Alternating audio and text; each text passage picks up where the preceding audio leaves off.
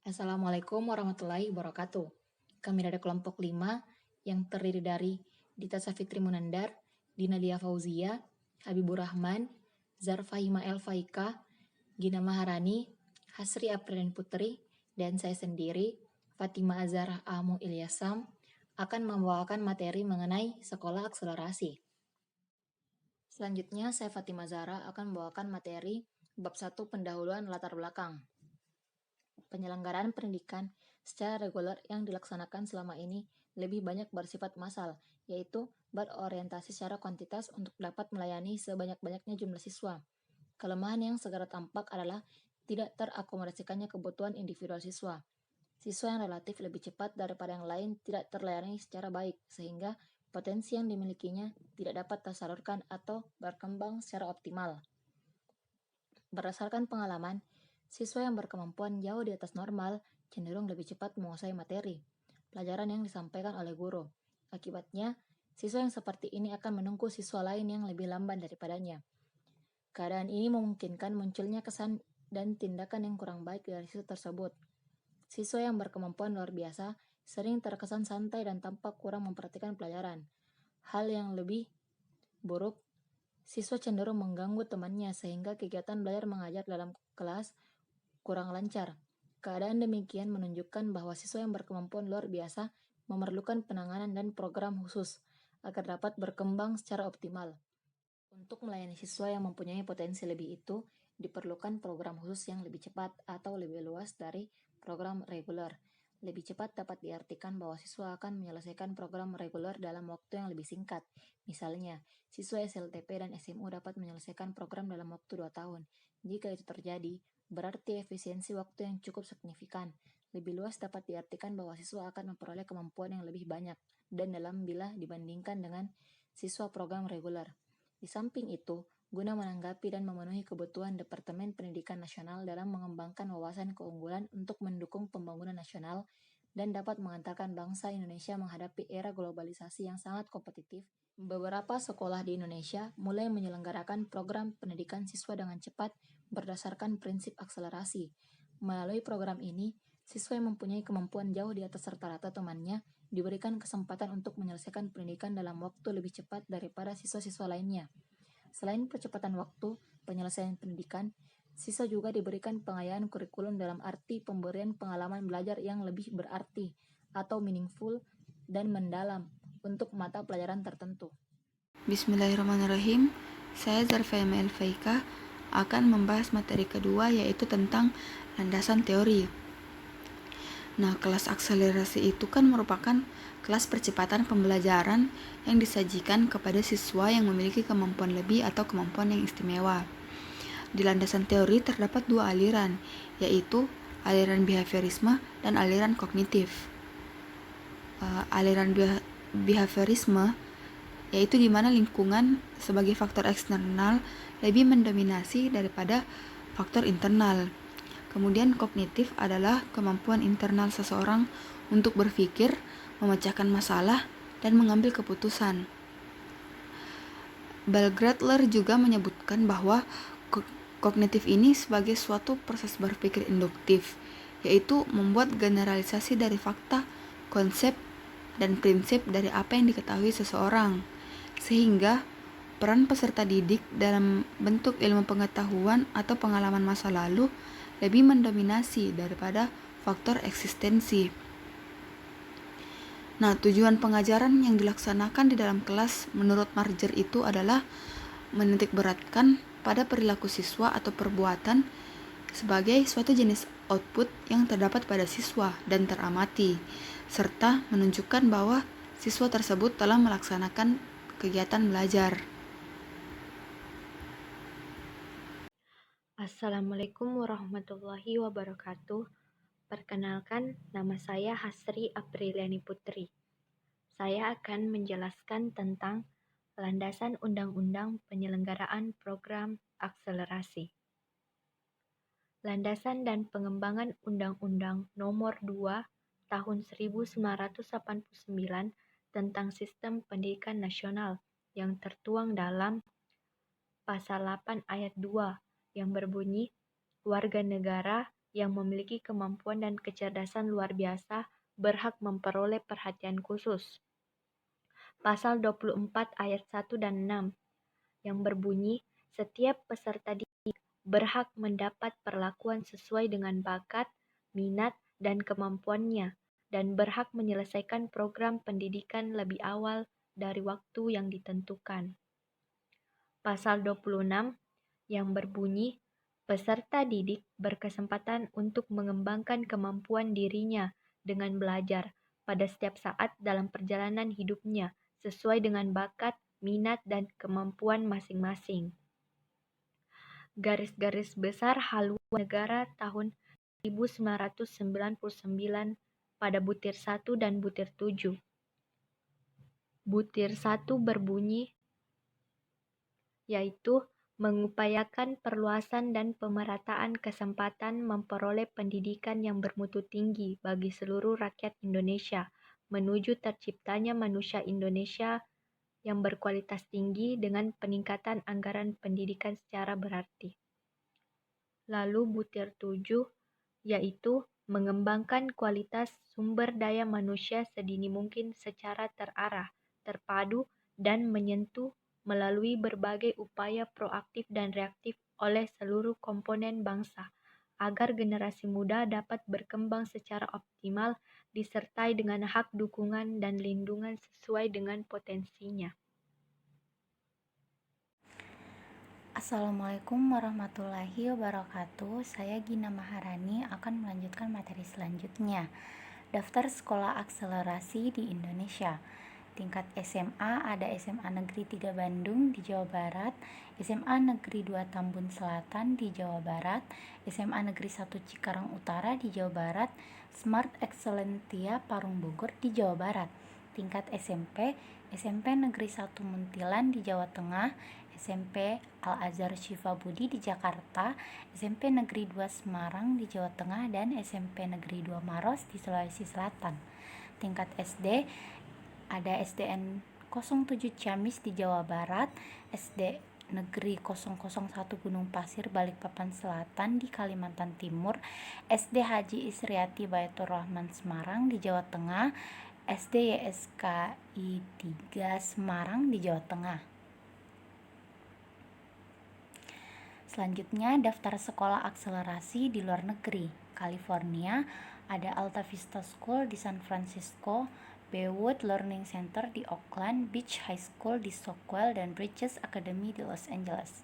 Di New York, The Agile Learning Center Manhattan Free School di Manhattan, The Anderson Program di Manhattan, Burke High School Early College di Burke College, New York City, Bay Ridge Preparatory School di Brooklyn, dan Brown Science di New York City. Terima kasih. Materi selanjutnya akan dilanjutkan oleh teman saya. Oke, baik. Saya Dita Safitri Menandar akan melanjutkan pembahasan tentang contoh sekolah yang menerapkan kelas akselerasi. Nah, salah satu sekolah yang menyelenggarakan program akselerasi adalah SMA Negeri 17 Makassar, tepatnya di Provinsi Sulawesi Selatan, di mana pengelolaan pada sekolah tersebut dilakukan dengan mengacu pada aturan yang ditetapkan oleh pemerintah melalui Departemen Pendidikan Nasional.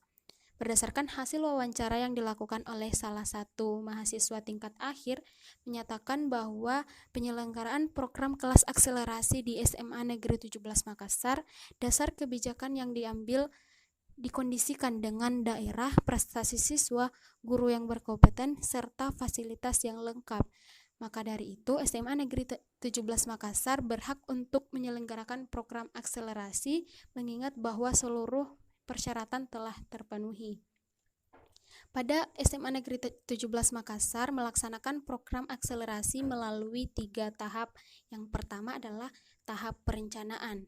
Nah, untuk tahap perencanaan itu sendiri, yang pertama dilakukan adalah merekrut peserta didik, di mana perekrutan tersebut melalui sistem seleksi yang sesuai dengan standar kriteria sistem seleksi siswa berbakat istimewa dan cerdas istimewa. Nah, dalam perekrutan siswa kelas akselerasi dilakukan oleh Lembaga Independen Perguruan Tinggi Universitas Negeri Makassar dari Fakultas Psikologi dengan memberikan tes psikotes. Bagi siswa yang mempunyai IQ 130 dinyatakan diterima di kelas akselerasi. Nah, jumlah maksimal yang diterima itu adalah 25 orang setelah dilakukan 25 orang. Nah, setelah dilakukan tes untuk siswa yang memenuhi syarat menempati kelas akselerasi, maka dilakukan kompromi dengan orang tua siswa dengan siswa tersebut. Apabila keduanya setuju, maka siswa tersebut akan dimasukkan ke dalam kelas akselerasi. Kemudian langkah yang kedua ialah melakukan perekrutan guru yang mengajar di kelas akselerasi yang sesuai dengan syarat seleksi guru program akselerasi.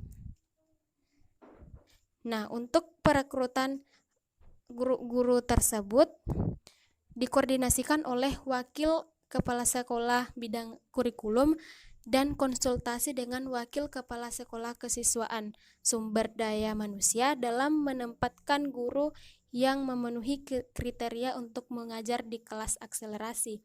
Apabila ada komplain atau masukan dari siswa, maka guru tersebut dipertimbangkan untuk mengganti guru yang sudah diterima dengan guru lain, dan siswa akselerasi berhak memberikan masukan untuk memilih dan mengganti guru tersebut.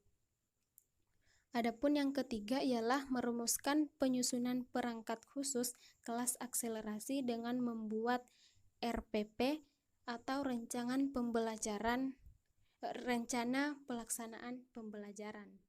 Kemudian tahap kedua yaitu tahap pelaksanaan, di mana pada tahap ini yang pertama dilakukan ialah menyelenggarakan layanan akselerasi untuk anak cerdas istimewa, merupakan penerapan kurikulum diferensiasi, kurikulum nasional dan lokal yang dimodifikasi dengan penekanan pada materi esensial dan dikembangkan melalui sistem eskalasi dan enrichment yang dapat memacu dan mewadahi secara integrasi pengembangan spiritual, logika, etika, dan estetika kreatif, sistematik, linear, dan konvergen.